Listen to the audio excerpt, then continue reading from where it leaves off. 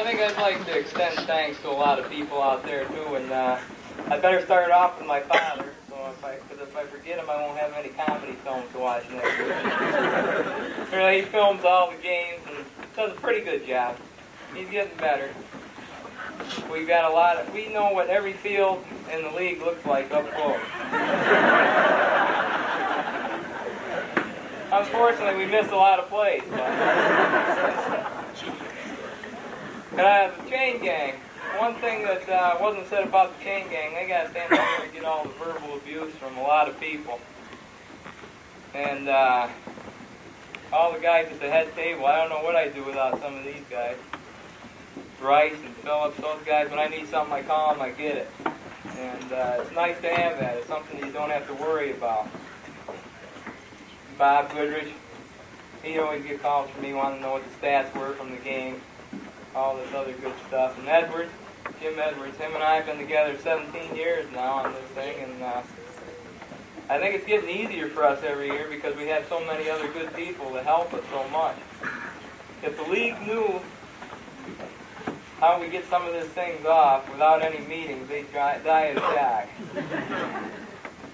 But out there in the audience is probably the main reason that the Cyclones are the best in the league.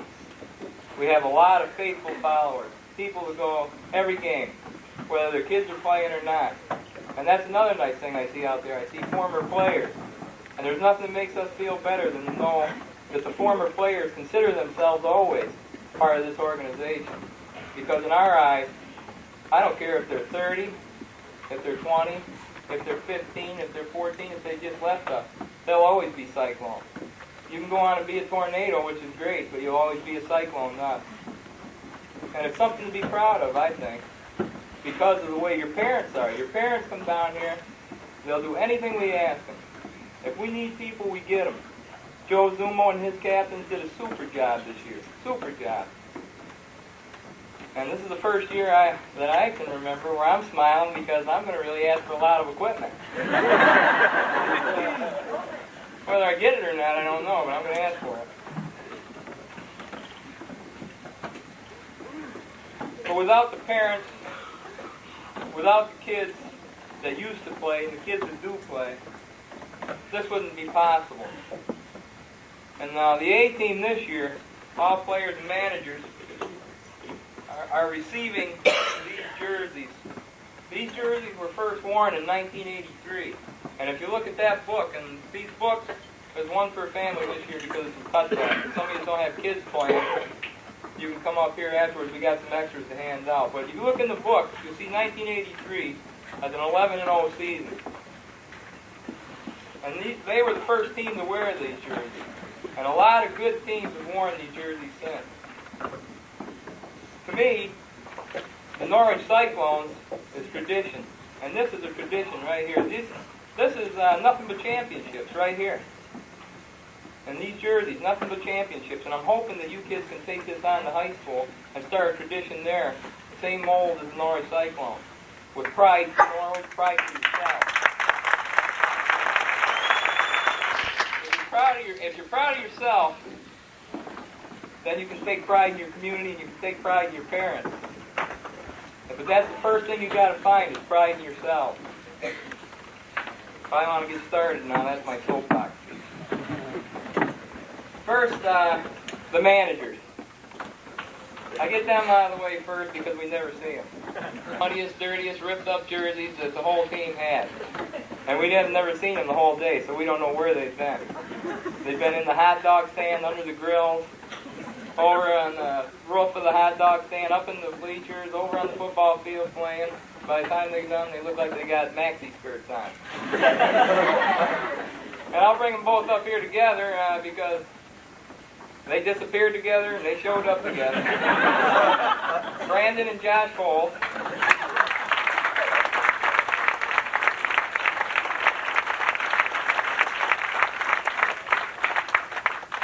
Thanks for nothing, guys.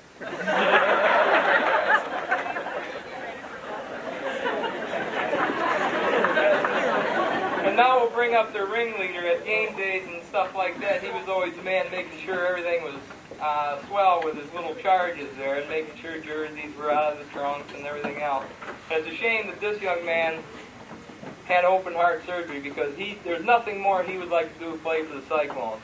But I'm telling him right now, as far as we're concerned, he's as much a Cyclone as any player we've ever had, and that's Rhett Wright.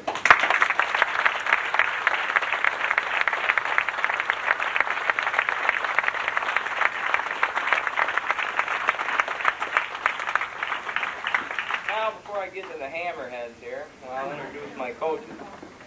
My back coach, Stan Foles. He's been with me for 9 years now, and we've known nothing but 9 championships. And as much as I hate to admit it, Stan played for me. And then Kurt Edwards. Kurt's been with us a few years here. He's got a lot of work problems, I guess. It's not a problem for him. He's got a nice promotion and everything, so it's hard to get to practice and things. But as much as I hate to admit it, Kurt played for me.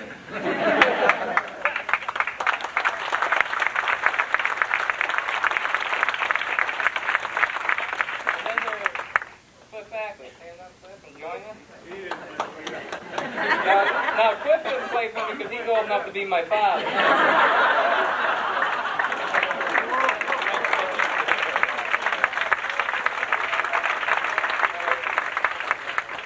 Cliff makes some of the meanest linemen in the league, as every team in the league can attest to. Okay, now we'll get into the hit parade here. I thought I counted about everybody here, but as I scan the assemblage here, Steve Bird is not here, is he? No.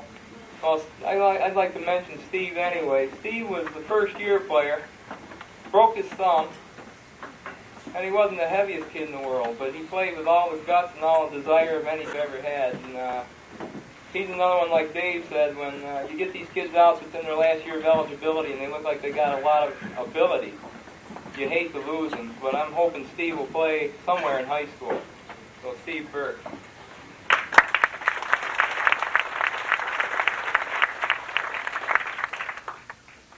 The next young man is big, unfortunately. I'm hoping he can make weight next year, but I kind of doubt it because he's really a big kid. And he really came on this year. As a lot of the first teamers can tell you in practice, he started throwing some wicked forearms, and opposing teams felt them forearms.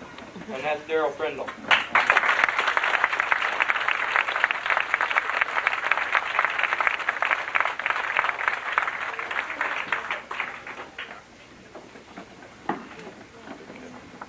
The next player was unfortunately had leg problems.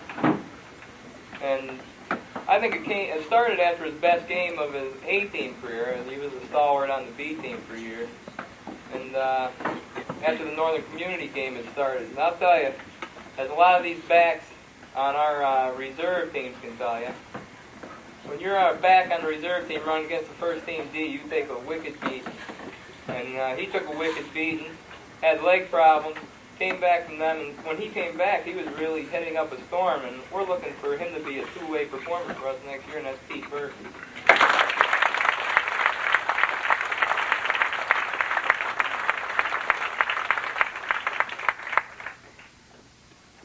I didn't think we had a lot of injuries, so I started looking over this list here, but I guess a lot of our problems were finger problems because they get in the way of helmets. And the fingers end up getting little cracks, and I guess I'm not the most sympathetic guy in the world. I just say, shake it, it'll be all right, or whatever. But this kid here, he came up from B-team, and I really wasn't expecting that much from him until the hitting drill started. Once the hitting drill started, he really started sticking people. And he really surprised me, and I was very pleased with him, and he became one of our leading receivers. And on this team, that's probably not a great honor, because we pass once a decade. But he's really going to be a good player for us next year, and we're looking forward to him coming back, and that's Steve Natoli.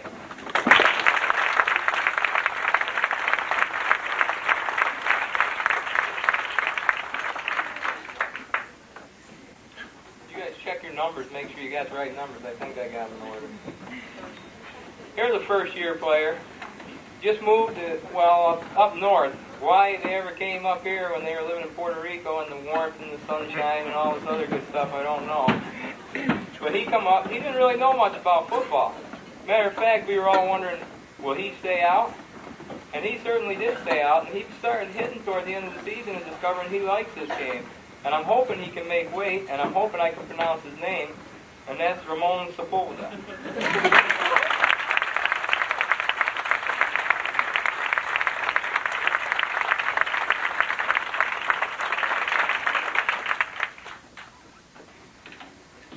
Next kid I kind of liked having around because he laughed at my jokes.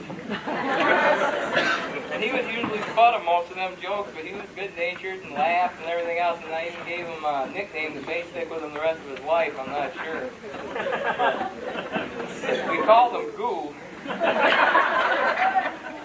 It had something to do with his foot speed. But he really, he's a tough kid. He's another one of them kids that has a weight problem. He's age-wise, he's eligible for 2 more years. Weight-wise, I hope we can get at least 1 more year out of him, and hopefully he'll start running around town a little bit and lose some of that so we can get Goo back, and that's Steve Green.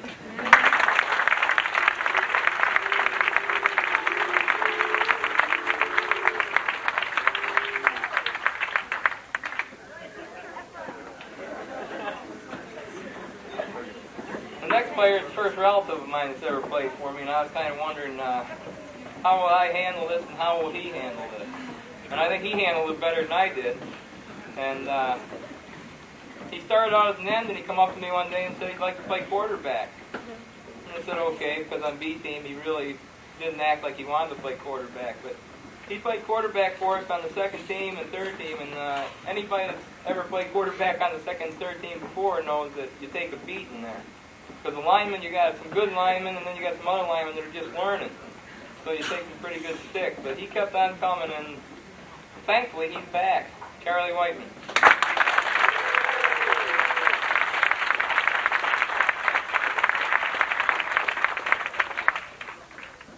We got to teach him to tackle lower, though.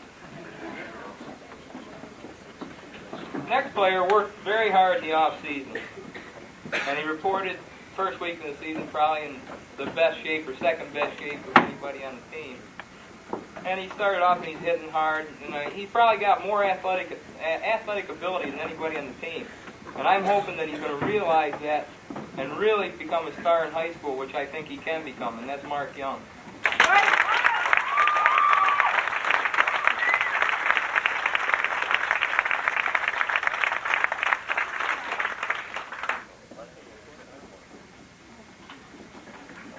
He was a first-year player, and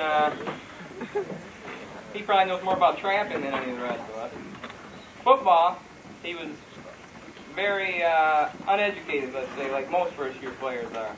But he's got size, he's got strength, he's got desire, and I think that's the biggest word is desire. He wants to be good, and next year he's going to be good, and that's Ben Fetterplay.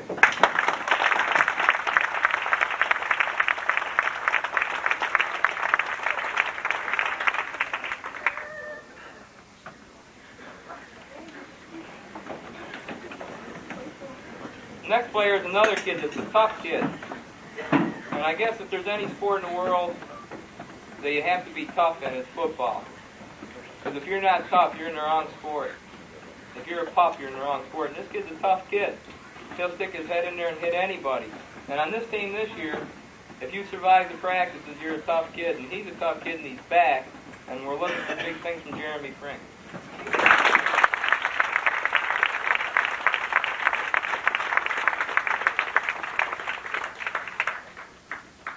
While we're on the subject of tough, they must run in this kid's family. We had his brother. He was one of the toughest kids pound for pound we've ever had.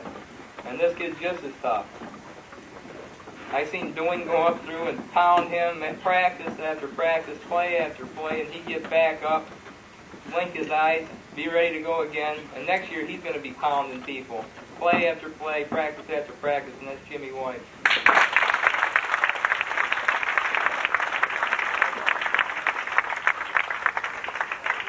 Also a gazelle.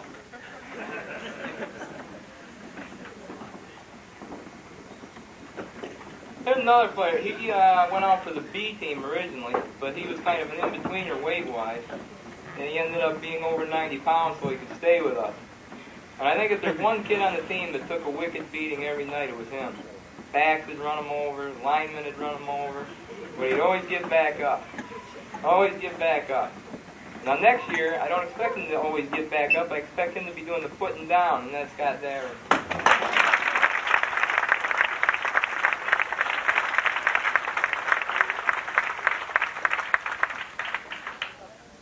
Oh yeah. We got a little story on White. I forgot about that. They just told us. There was a cold practice one Saturday morning, I think it was, and I think he was late. And he showed up and he had a T-shirt on, no sweatshirt. And we said, "White, what were you doing? Watching cartoons or something?" He said, "Yep. I was all wrapped up in my Afghanistan and I was nice and warm and I was watching cartoons."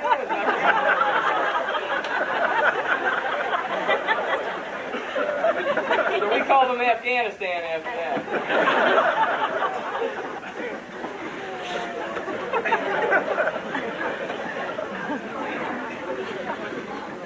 Every team needs a kid like this, a kid that's solid, a leader, somebody that's there when you need him, to do what you want him to do. No questions asked, completely coachable, just a good all-around kid, and a kid that will do anything you ask him to do, anything, without question. And he's got ability, which makes it all the nicer. And next year that ability is going to be sticking people all around the league, and that's Matt Downey.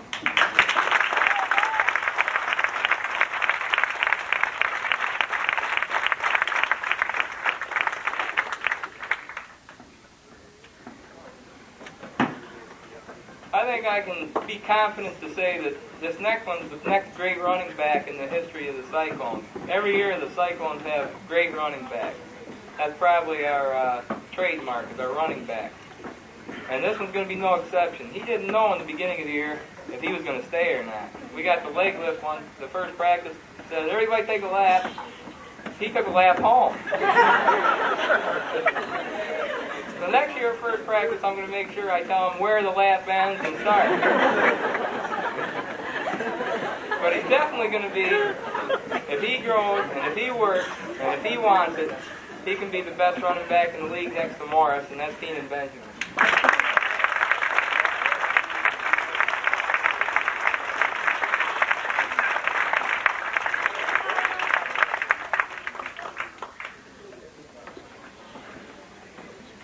Another, I think this next one is, I'll probably use this phrase a couple times. See what Pop Warner's all about.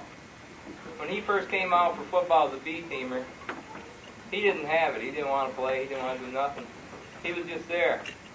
And as the years progressed, all of a sudden he decided he wanted to play football, and he liked football. And he started to grow, and he started to grow into being an athlete, I think.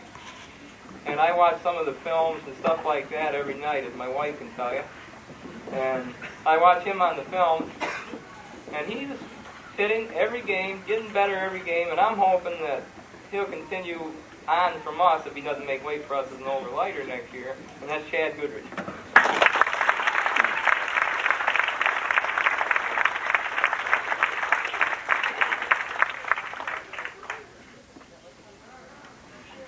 How am I doing so far? Taking too long, Sam?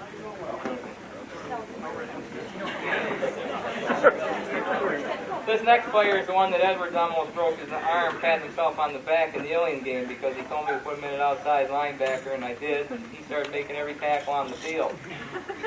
He's another one that can be as good as he wants to be. He has all the ability. He's got speed, he's got size, he's got strength, and he's coachable. Now all we got to do is get him to believe it. And next year, he'll be the best lineman in the league next to Bernardi, and that's Mike DeFeo.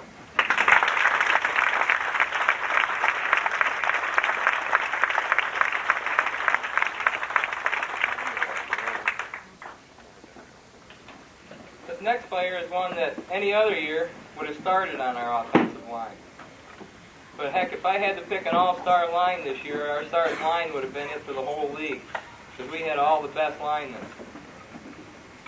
And this year, any other year, he probably would have started somewhere because he's a good hitter.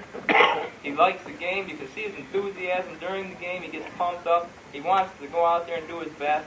And next year he's going to come here and do his best, and he's going to eat the league up, and that's Matt Bernardi.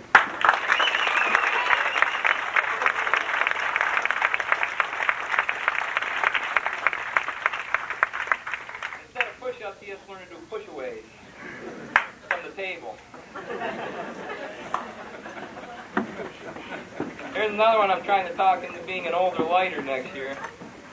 Because if there's an emotional man on the team, the one that gets people pumped up, he's so pumped up, his face is as red as the red sweaters in this room. I mean, he's pumped up every game. He's always talking it up, always chattering, giving it 100,000%, I guess you would say, every play. And he's one of them kids you wish you had about 20 of because he'd be so pumped up you wouldn't have to worry about it. And hopefully he'll be back next year because we need a center, and that's Rob Stone.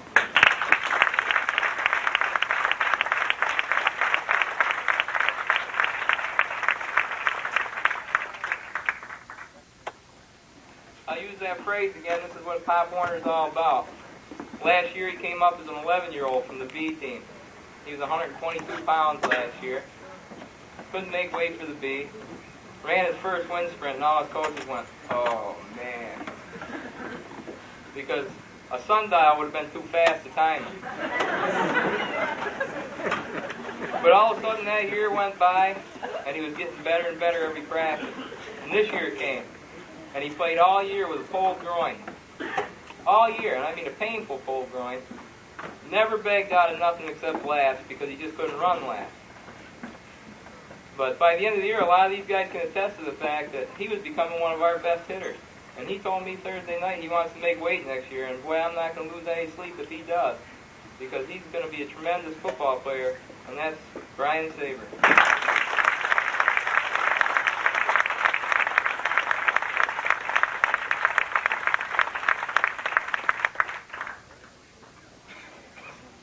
I think this is one of the mighty mites. Everybody, you go down, I don't want to offend the high school or nothing, but you go down there and you hear size, all the time you hear size. You can take size and you can throw it in the garbage as far as I'm concerned, because I'll take 11 football players like this next player any day of the week. Him and I had a famous discussion now famous discussion in BVS last year when he was on B team. But we're on the same wavelength now. He's a good football player, and he knows I know it, and he agrees with me now. And I'll tell you what, I'll take 11 of this kid anytime, and I'm very happy he's back next year, Joey Winton.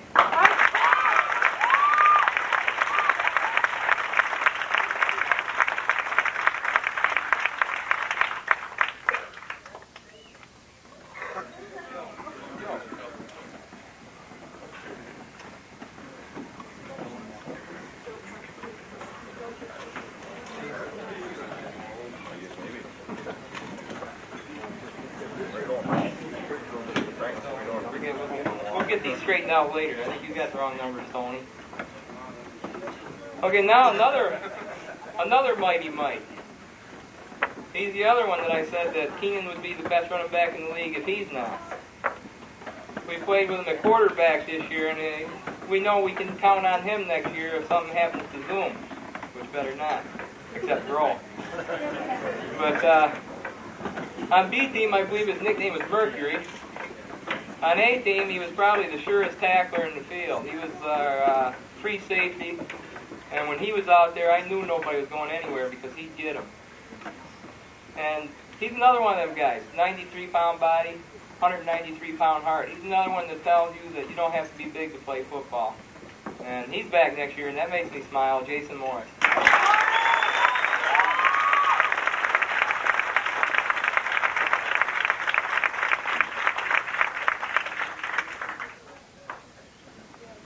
I think year in and year out, the one position that gets the most of my wrath is the quarterback position. And we were very worried about quarterback this year. We had nobody back from last year. We had a B-teamer coming up who was probably the smallest guy on the team. He looked small with the B-teamer. But he's another one that proves you don't have to be big to play football. All you got to do is have the big heart and the desire. And it doesn't hurt that he's a heck of a good athlete, and he's smart.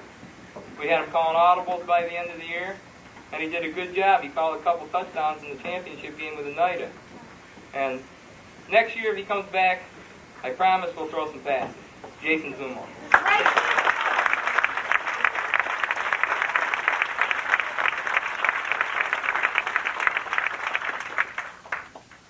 His next player isn't here. He's sick. but he was a position change. We moved 2 kids in the beginning of the year. He was out for tight end. We moved him to guard, and he was kind of like the missing link. You need 2 real good guards to be so we can use our messenger guard system, and he was one of them. And that's Sean Chase, and he did a heck of a job for us.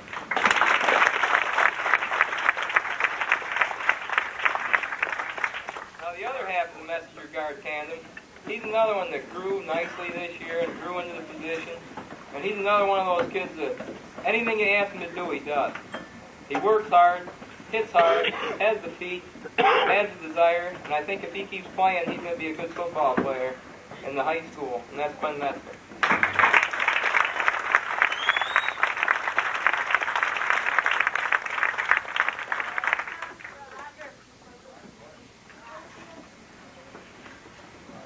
I think the next player was a personal challenge for a while.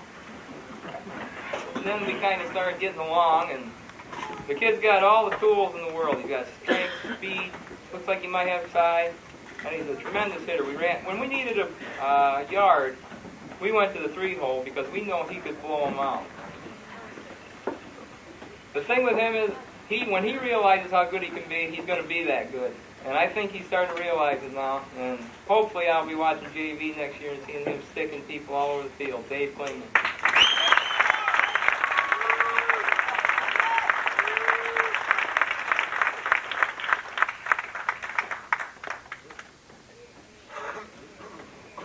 Here's one of the tough guys. When he came out this year, he wanted to be an outside linebacker. We put him on the defensive line because he's an animal. Animal's a word we use a lot. And a lot of you parents might think, oh, he's calling our kids an animal. Animal's kind of like a term of respect around here. An animal is a kid that's a football player that goes out there and plays the way it should be played. All out.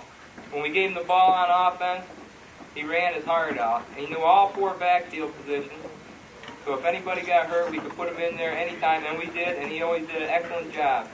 And I know he's going to do a good job in high school, and that's Aaron Gilson.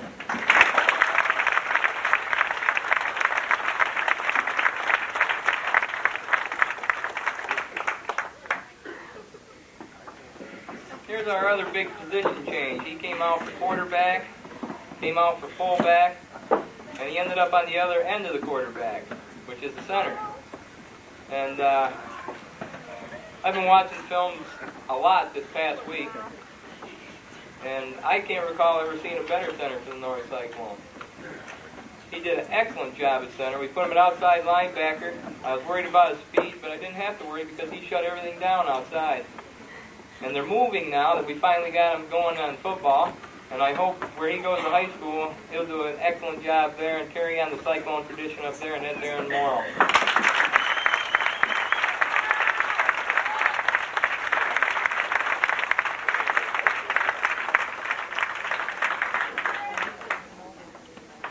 The next player we just kind of call Coach.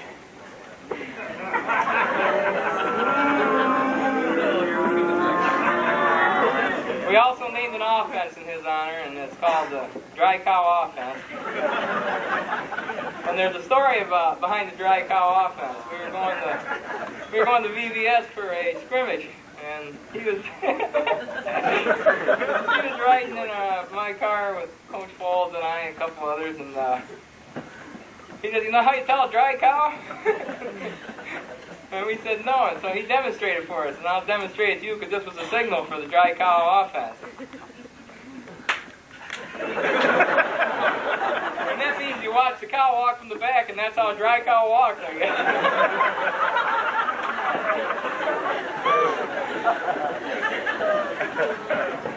But all kidding aside, this is one of the toughest players we've ever had, and he was a lot of fun to have.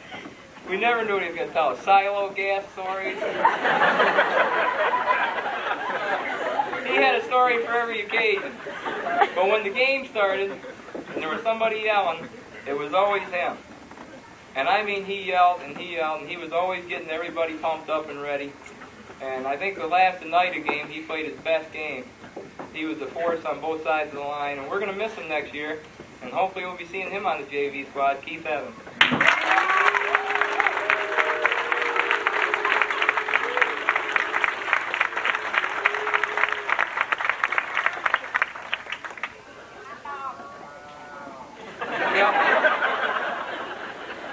another story about Keith. We were on the bus and we saw a cow, and somebody says, "Evans, is that yours?" And he says, "Just like American Express, you don't leave home without it."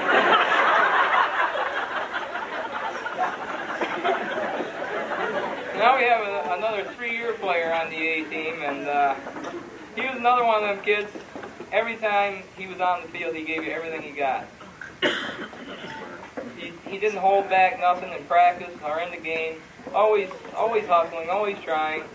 And I think that's going to carry him on in high school to be a good athlete up there, and that's Travis Evans.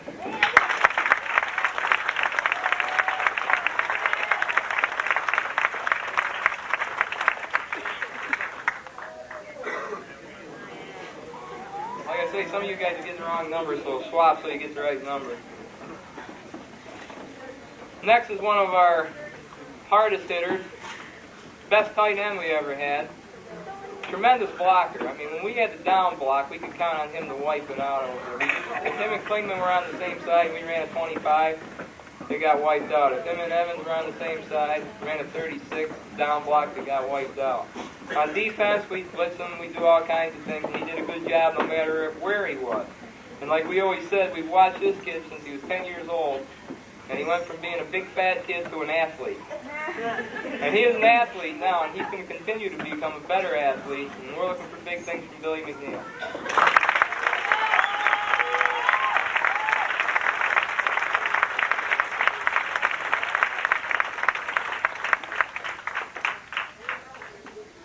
The next player played 1 year B team, took a year off, and then came out for A team this year.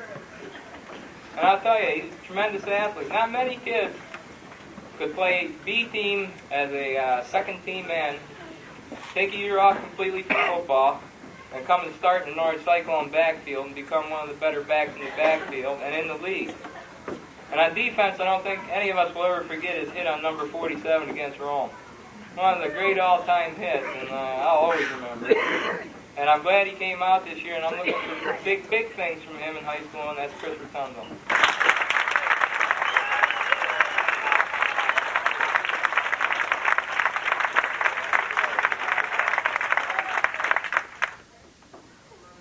I was trying to figure out the other one that was missing, and I don't see him. I don't see Kevin Slater out there. It's a shame he isn't here, because Kevin was the best fullback in the league, the best nose guard in the league, and really had a super year. And anybody that saw the second and Night game sees what happens when somebody upsets Kevin. That number 20 slammed him the first game, and he was upset that second game, and they never slammed him again. They just ran over people. And I would have liked to play Cicero again, because he would have got back at them for his fumbles, I'm sure. And he's going to go on to be a real good athlete in a lot of sports in high school, and that's Kevin Slater.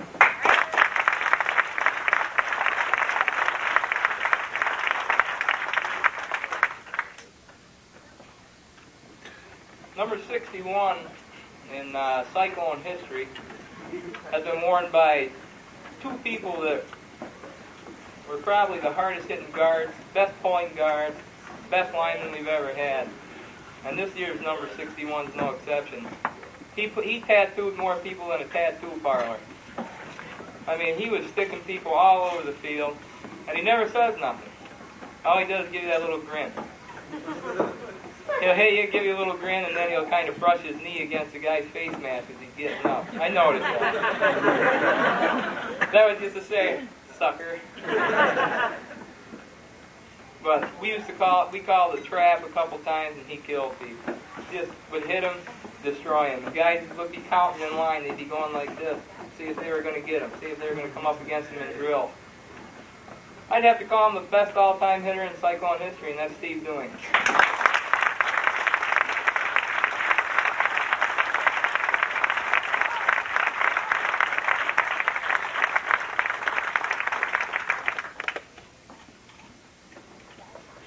Well, the last one I saved because I've known this kid since he was born, I think.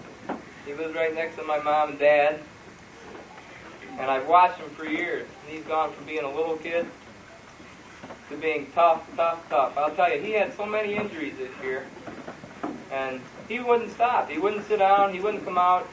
He had a problem once in a while when you play football. You get a shoulder that when you hit it, it'll go dead. He had that. He had a pulled hamstring. He pulled his hip muscles. He did everything, but he always gave you everything he got. We call him the computer because he knew everybody's position. Everybody. All the guys in the huddle would check with him and say, "Timmy, what do I do? What do I do, Timmy?" And Timmy would keep him straight because he knew every position on the team, offensively and defensively. He called the defensive signal. And I don't think this team would have been as good without him because he's a real leader. He doesn't say nothing, but he's a real leader by his example because he has pride in himself. And that's Timmy Livingston.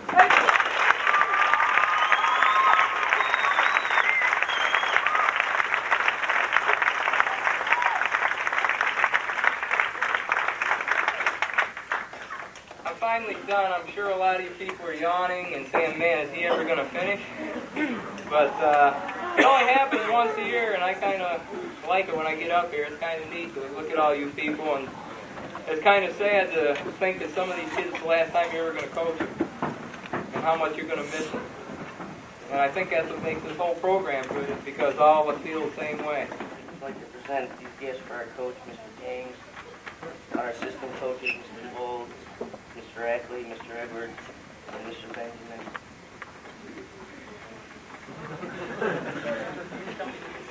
It's been an honor and a privilege to have been a Cyclone player and have been coached by some of the most enduring and respectful men involved in our football program. Thank you.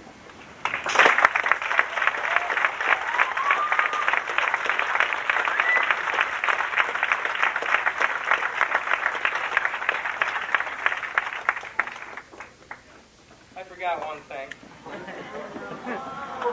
That's only going to be a minute. Timmy kind of reminded me, Mark reminded me of it kind of. And the cheerleaders, thank you. And Chris, thank you very much, and we'll miss you.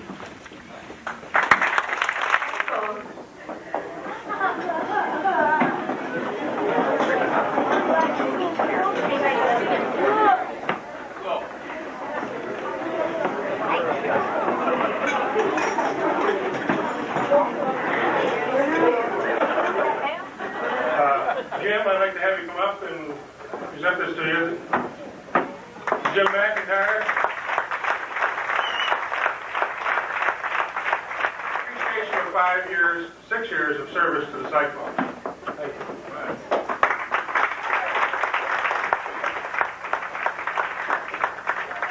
This next award is going to, in my opinion, one of the all-time great players in Cyclone history.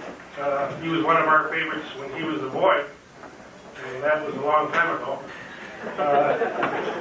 I'd like to give this as 10 years of service award to Stan Folds. Stan.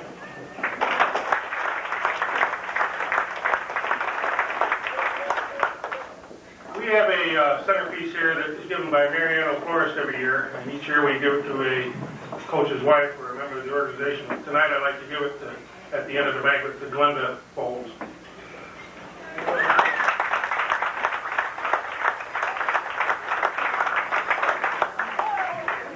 And the league had some extra money this year. This is the championship trophy for the junior Cyclones. They've won, I'm not even sure how many games in a row, we're not really keeping track, but I think it's from 25 regular season wins in a row. Dave and his staff have done an outstanding job. We have a good time, we keep on winning, and I wish them the best of luck in the future. Dave? All right.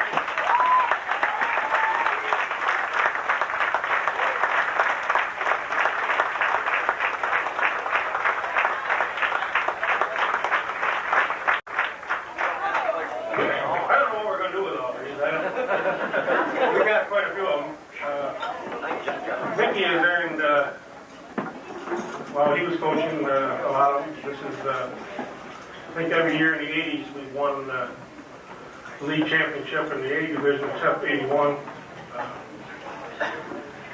I don't believe we've lost, I could be wrong, I don't believe we've lost a home league game in Alumni Field since 1977. So we win a lot at home. Am I right? I'd like to present this on behalf of the league for the tri-champions of the of the league, of the Tri-County League, to Mickey James.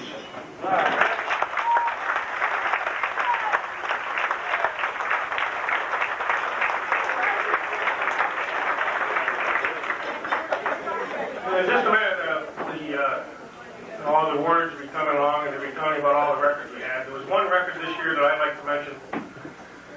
I thought it was kind of unique in Pop Warner. It's a national record. It was set in Alumni Field this year. It was set by the Rome Colts. There was a gentleman from the Rome Colts that ate 10 Ginny dogs this year in one day.